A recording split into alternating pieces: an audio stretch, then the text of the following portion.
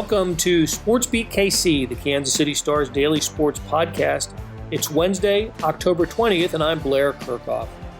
Big 12 women's and men's basketball coaches were in Kansas City Tuesday and Wednesday for the annual media days.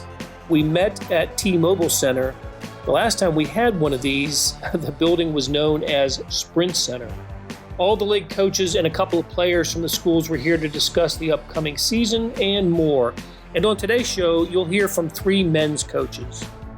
Kansas' Bill Self will kick it off. We hear from Self from the question and answer session with reporters, and the questioning revolves around this season, how the Jayhawks, a team with several newcomers, are coming together, and what it's like to once again be the conference favorite.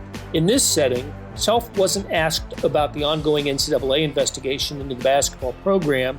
I asked Athletic Director Travis Goff about this at the event earlier in the day, and he said he couldn't comment. Beat writer Jesse Newell reported earlier this month that sometime in the first few months of 2022 is when KU could hear a report from the Independent Accountability Review process. After a break, you'll hear portions of my interviews with Kansas State's Bruce Weber and Baylor's Scott Drew. So let's get going with Bill Self at the podium for Big 12 Media Days. Coach, welcome, and your thoughts about the upcoming season. Well, first of all, it's good to be out in public and being social and good seeing most of you guys. But I'm excited. I like our team. I think we've added some experience. We've added some athleticism, hopefully some shooting. And the league was so terrific last year. And, of course, with Baylor being the elite of the elite, I think this year's league has an opportunity to be every bit as good as what it has been in the past, and I know everyone's looking forward to that challenge. Coach David Smale, Associated Press. Just to follow up, we were just talking about Baylor, the defending national champions, is picked third this year. Every year you guys talk about this being the best conference in the country. Is it even better this year? Well, I think that we talk about it being the best conference, but I think it's proven by data as well as being the hardest or the toughest conference in America. I think, over the last 6 or 7 years, if you were going to take what our conference strength is over those particular years, I mean, we'd rate out at 1.4 or 1.6, whatever it'd be. So I think a lot of people feel that way, but this year has a feel that I don't know that we've ever had. Maybe we have, but have we ever had three in the preseason top 8 AP in the country? Maybe we have. I don't know, but it's going to be a great league, and I guarantee you there's teams that were receiving votes or whatever that are top 25 teams as well. So this will be as good as it's been, at least in my recollection. Coach Mackenzie Nelson with the local NBC affiliate. Remy Martin named preseason player of the year. What is he going to add to your squad? Also, Ochai and David received honors as well. Just how do you feel about them and the team so far? Well, first of all, I'm happy that all my guys get recognition whenever it is. Preseason really doesn't mean squat. The one way that guys can get recognition is in this particular league. We've lost a lot of players that were impact players in our league. But we've also had a lot of people replace them with impact players that maybe weren't given the preseason notoriety that I think some of them deserve. But I think all my guys deserve to be recognized. I think Remy is a guy that adds an energy, a speed, a fun way that others will enjoy playing with him. I think he's pretty darn good at playing fast, and I think he can create some plays that you can't coach. It's different for him than what it was at ASU, not because of anything that they did wrong or that we do right. It's just a different philosophy and a different system that he's still not quite accustomed to, that he's got to get comfortable with. But when he does, he's got a chance to be one of the better players around. Hey, Coach, Sam Lentz with 24/7 Sports. I read a couple days ago that you said you could possibly play a 10-man rotation this year. Could you just comment on how unique that is for you as a coach and why you think you could play 10? Well, we played 9 a lot. Not so much recently, but when we played 2 bigs, I always played 5 guards and 4 bigs, and I really didn't care if we got in foul trouble because that forced somebody else to get an opportunity to play. So it's not quite like that now because we're playing 4 guards. It'll be harder to get to 10 when I'm talking about 10 guys having a chance to play double-figure minutes, but the challenge isn't going to be playing 10. To me, the challenge is how do you get from 14 to 10? Because this is, 1 through 14, we probably never had a team with as many guys that are pretty similar to the other guys, and trying to determine who's going to actually play will be the challenge. So, there could be red shirts, things like that. We don't know that yet, but I think it'll be a challenge playing 10, but if we can play as fast as I'd like to play, I don't think it'll be something that'll be near as challenging as what maybe some other people think. Coach, Adam Dravetta from KLWN. On the topic of your depth, you've said before in various years that if you're winning, the pie's big enough for everybody. Does this seem like a group that's buying in well to that so far? I think so. But we haven't played a game, and the thing about it is I love our roster. I'm not downplaying that at all. But you don't have a roster that people are looking at, top 10 picks, lottery picks, things like that. You're looking at we got a bunch of guys that are good basketball players, and so one thing I would like to see that we haven't seen yet is some separation. And it always occurs, but it just hadn't occurred yet. So right now, I think, it's different. Right now, there's nobody unhappy because in practice, you have to play 10. You have to play 10 in practice.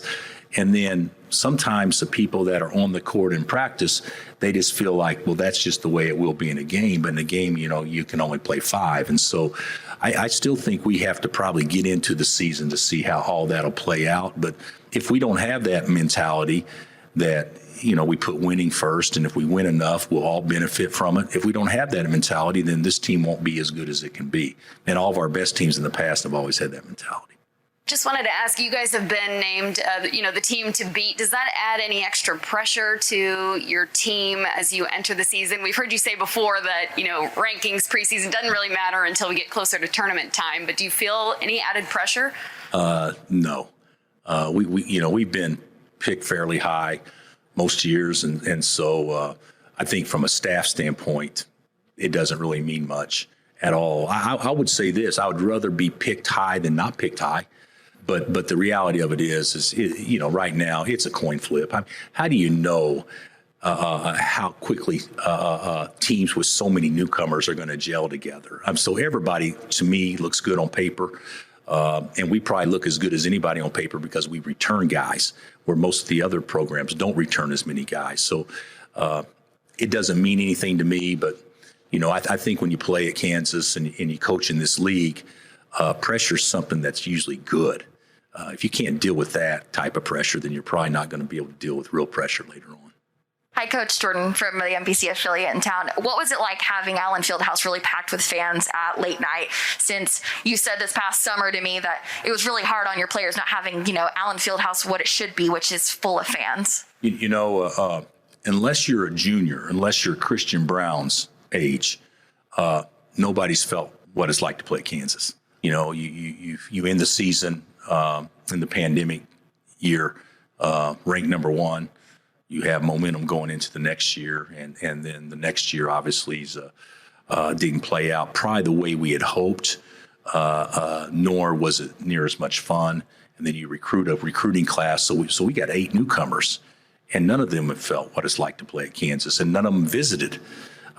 So they didn't even get a chance to feel the energy or things like that because last year there was obviously no visits during COVID, or during the pandemic, excuse me. So I think everybody has a home court advantage, don't get me wrong, but one of the things that makes it special about playing at our place is that we feel like that ours is unique in many ways, and they haven't had this chance to experience any of that uniqueness. So I don't even know if 10 of our 14 scholarships even knows what it's really like to play ball at our place.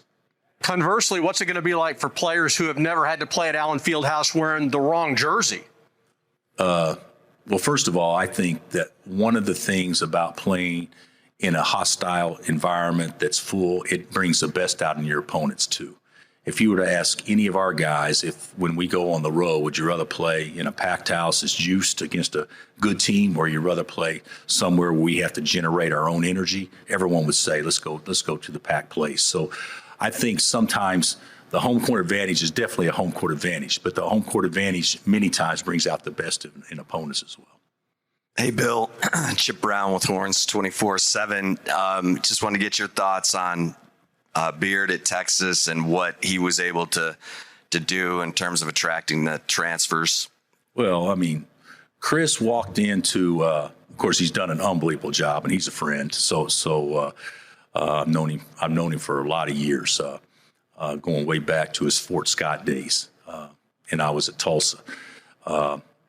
Always thought he did a terrific job. Well coached, well drilled. Teams play hard, very hard. He walked into a great situation that was also obviously a very tough situation. So you go into a situation where you maybe return 4 or 5 guys and maybe not even know if you were going to return all 4 or 5 guys. That's hard. But then it also opens up doors from a transfer portal standpoint that, you know, I can sell playing time. I can sell certain things. So I think in many ways, Chris and his staff may have benefited from the portal as much and done the best job of anybody in the country in the portal. I would be shocked if it's that way every year, because he's going to recruit the best high school kids too. But yeah, he did it. He and his staff. I know Chris. I know he doesn't work that hard, but he and his staff, I think, have done a marvelous job in maximizing the situation that they went into last year. That was KU basketball coach Bill Self. Now let's catch up with Bruce Weber of Kansas State. The Wildcats got off to an abysmal start last season and took themselves out of postseason possibility pretty early. But as the season progressed, K-State improved, and by the time the Big 12 tournament rolled around, nobody wanted to play the Wildcats. They took Baylor to the wire in the Big 12 tournament quarterfinals, and all Baylor did was to go on to win the NCAA title. I got a chance to chat with Weber, who's about to begin his 10th season in Manhattan. Did you know that only Jack Hartman and Tex Winter have won more games than Weber at Kansas State? They're also the only coaches who have been to more NCAA tournaments at K-State. So let's get started with Bruce Weber. Just tell me how much you like the team this year. We really like them. I'll be, and I think if you talk to our guys, I didn't know, and to add some, two freshmen, high school kids, and then add 3 portal guys, which is, I think, going to be the norm. I don't know every year, but I think it's probably going to happen. It's just going to be the way college basketball is, at least for the next stretch. Chemistry is an issue. Culture is an issue. And amazingly, the 3 additions, the 3 older guys, have bought in. They love being there. They've been really good culture guys. They're really happy. So and that our chemistry. I asked our coaches, like we were doing right before started practice, the strengths, weaknesses, and the first thing everyone said was togetherness, chemistry. Which is, and again, that's a fear factor. And so we tried to, that was one of our goals over the summer, to get them to know each other. We did a lot of activities, team building stuff. And, it's been positive so far. We needed to add experience, which we did. We got a 5th-year guy, and Mark, we got Ish is a, 3rd-year guy. Marquise is a, 3rd, 4th-year guy. So you got older guys. We needed to make some baskets, and we added shooting. Now, can we get them to play defense like we want? I don't, we'll wait and see on that. But I think we have good depth, got good guards. The 2 big guys got to stay healthy. That'll be a key. I saw a lot of Mark Smith last year at Missouri, and I know what his game is. And hey, Bob, tell me about him and what you really like, and he's going to step right in and be a factor. Well, the surprise for me, one, I recruited Mark. I think we were the first ones to offer out of high school. And obviously Coach Lowry knows his dad real well, Southern Illinois ties. And so we have a, pretty good relationship with him. And the great thing is Mark is, I say, are you happy every day? He loves to be in the gym. He's got a smile. Good young man, great team guy. And, I thought like he's 22, 23 years old. He might not want to, but he loves, all that team kind of building stuff. He hopes to expand his game, like all guys, and be able to have the ball a little more. He obviously he's a good shooter. The thing that surprised me is his athleticism. He is a very good athlete. Now can he, I think learn to take care of the ball, and that's going to be the big step for him if he wants to expand his game. Just making good decisions and expect. So, but he physically, it's just unbelievable. He's about 230. He can he's like our power forward as a guard. So he can do a lot of different things. Hey, it's Blair. We have a special subscription offer for SportsBeat KC listeners, unlimited digital access to the Kansas City Star's award-winning sports coverage. Sign up now for 1 year of Sports Pass for access to all the sports news, features, and columns presented on the kansascity.com site, and it's only $30. That's a 40% savings off our regular rate. Your subscription will automatically renew after the initial term at $50 unless you tell us to cancel. Your subscription helps support the sports coverage of kansascity.com and the Kansas City Star, and that support has never been more important. Please visit kansascity.com/SportsBeatKC offer to get this special offer. And as always, thanks for listening.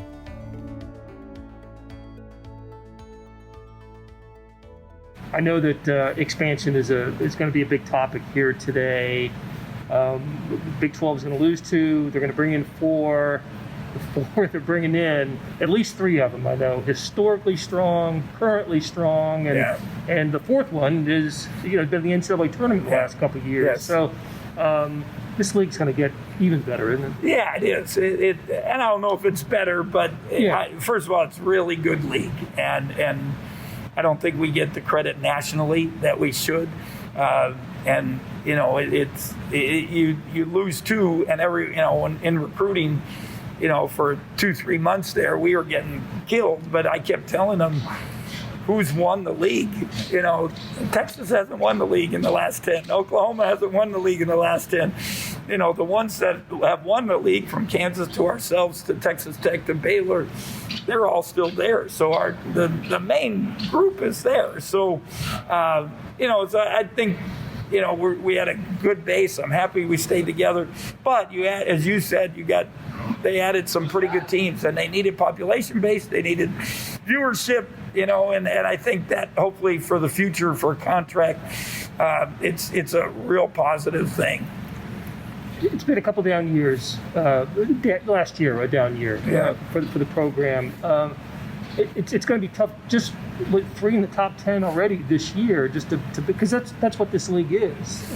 It's every year since I've been here,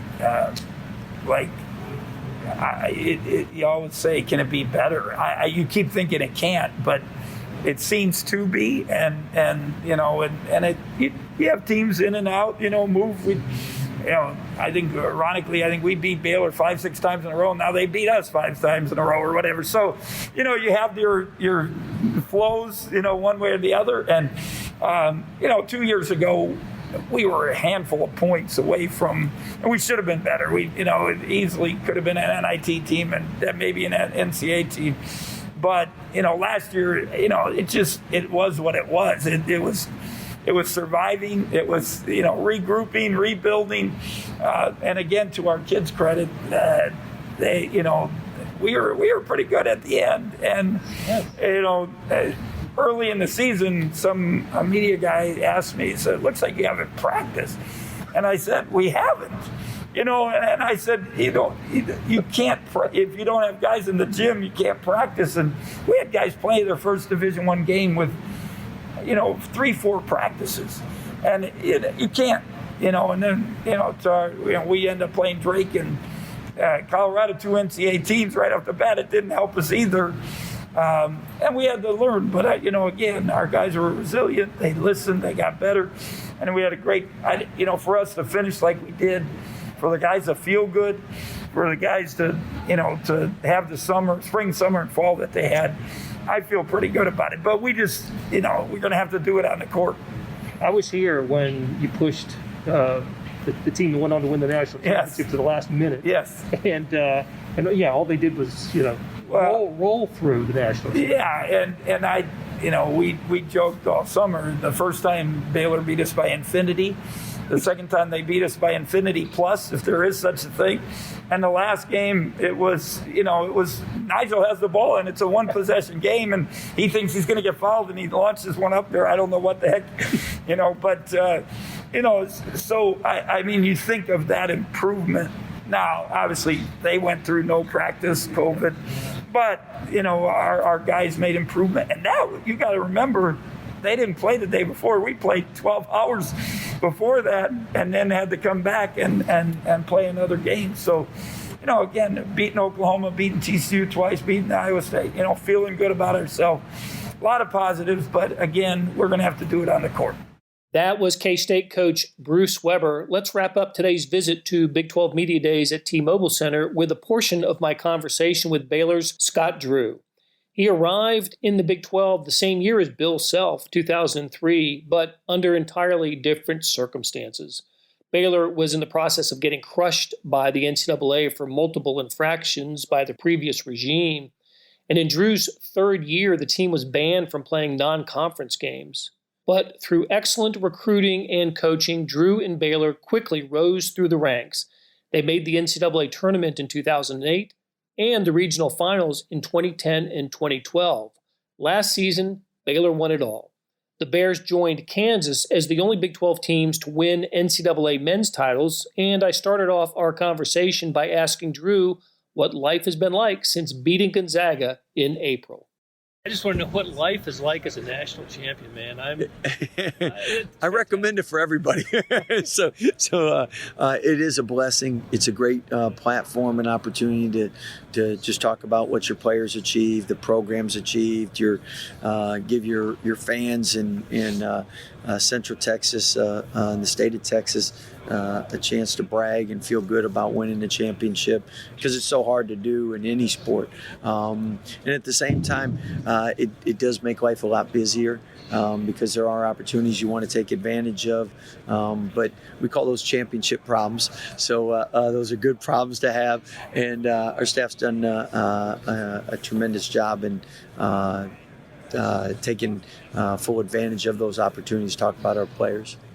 And on the recruiting trail, I mean, it's not that you obviously been recruiting great forever, but does this put it gives you something more to talk about? No question. And the Final Four to the national championship, just the difference from how players perceive you when you call, and it's when you first take over a program, you hope one day you get to a point where you can ask a recruit who's really talented, like, you have a dream school, and they're like, yeah, Baylor, and you're like, okay, that's a good school.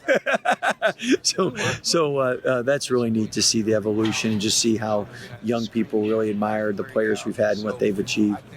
Isn't it also a confirmation of everything that you've taught and your style of play and the player you recruit? And really, I mean, to win the national championship the way you guys did is, to me, I look at that as, the Baylor way has worked pretty well. Yeah, and definitely helps with when you tell your freshmen or sophomores this is what we do and we've had success with it, they believe it a little more. But I tell you, we've really been blessed because players always believe players more than coaches. And when our past players, they've done such a great job of being around and in the summertime and pouring back into the program. And they say and reinforce what we've told them or emphasized to them. That's like a proud parent, you know, when you got an older child who's babysitting and they tell the younger child exactly what you say and they don't know you're listening. You're like, yes, you know, I've done something right, or they've gotten it, and that carries a lot more weight with their players. And I was thinking even the idea of redshirting guys, which you do, and others, you know. And again, just being able to point out to players, hey, you can redshirt. It doesn't mean you're not any good, or doesn't mean that you're not going to have a successful career. This won't help you down the road. Look what we've had and how they've had, how it's helped them. So again, every situation is different. We're in a society, everybody wants it here now, but it does give you context and something to work with. It's also kind of interesting that you're, at least the perception in the preseason is you're still chasing people. Yeah. Well, and that's the beauty of the Big 12. I mean, you've covered the Big 12, been one of the Big 12 advocates, and you just you feel like every year you keep telling the nation. I mean, we've been the best conference since 2014. Even with the teams leaving and the new additions, we're still analytically the best conference. And you just want, as a coach in the Big 12, you want people and fans across country just to appreciate Big 12 basketball and how competitive and hard it is, and what great coaches, players, schools we have in the Big 12. That's going to do it for today. Thanks to our SportsBeat KC production staff of Beth Welsh, Monty Davis, Jeff Rosen, and Chris Fickett. Links to stories about the Big 12 from Media Days, written by Jesse Newell, Gary Bedore, and Kellis Robinette, can be found in the show notes and on kansascity.com. Hey, let's talk about the morning sports edition. If you're not seeing it, you're really missing out. On kansascity.com, you go to the Stars e-edition. That's a replica of the printed newspaper on your screen that comes with your digital subscription. Well, now there is an updated sports section produced separately that goes along with it. When you open the e-edition, there's a box in the upper right-hand corner that says All Editions. Click on that and you can access, starts, on a slow day, 15 pages, could be as many as 50 pages, depending on the day. Maybe you get the link in your email. I do, and it's there by about 6 a.m. every morning. But however you get it, it's access to complete coverage of the previous day's sports news, features, statistics, everything. It's fantastic. Hey, thanks for reading the Star and listening to our podcast lineup. You're helping support the best sports and news coverage in Kansas City, and we couldn't produce programs like SportsBeat KC without you. We'll be back on Thursday with another episode.